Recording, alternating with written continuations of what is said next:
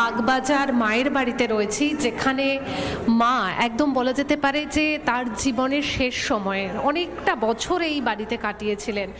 আর বছরের শুরুর দিনেই আজকে তাই সেই পুণ্যভূমিতে প্রচুর ভক্ত তারা কিন্তু আসছেন। বিশাখা, আমি তোমাকে একটু ছবিটা দেখাই। ভিডিও জার্নালিস্ট দেবব্রত বোস সেই ছবি তুলে ধরছে। দেখো, খুব নিষ্ঠা ভরে সুশৃঙ্খলভাবে এক এক করে এগিয়ে আসছেন ভক্তরা।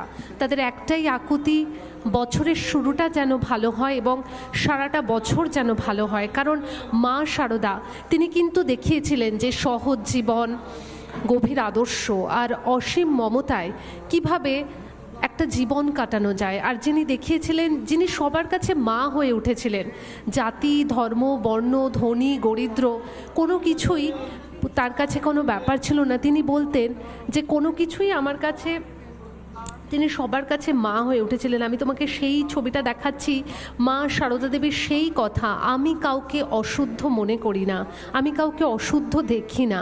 সেই কারণেই বোধহয় সব ধর্ম বর্ণের মানুষ শারদা দেবী অর্থাৎ মা শারদার কাছে ছুটে আসেন। দেখো, তুমি ভিডিও জার্নালিস্ট দেখাচ্ছেন সেই ছবি, যেখানে মা সুন্দর সাজে সজ্জিত। আর সব থেকে বড় কথা বিশাখা, এখানে এসে এত সুন্দর একটা শান্ত স্নিগ্ধ পরিবেশ, একদম মনটা যেন ভালো হয়ে যাচ্ছে। বোধহয় সেই কারণেই ভক্তরা বছরের শুরুটা এইভাবে করতে চাইছেন।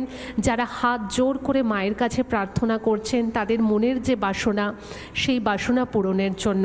শ্রীরামকৃষ্ণ এবং মা শারদা দেবীর স্মৃতি বিজড়িত এই বাগবাজার মায়ের বাড়ি, যে মায়ের বাড়িতে এই মুহূর্তে আমি তোমাকে দেখাচ্ছি, বিভিন্ন পুণ্যভূমিতেই আজকে ভিড় জমাচ্ছেন ভক্তরা।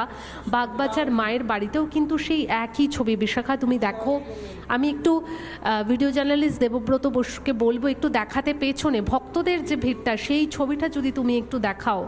কারণ শ্রীরামকৃষ্ণ মা শারদা দেবীর স্মৃতি বিজড়িত একটি গুরুত্বপূর্ণ আধ্যাত্মিক ও ঐতিহাসিক স্থান এই মায়ের বাড়ি, বাগবাজারের মায়ের বাড়ি। আর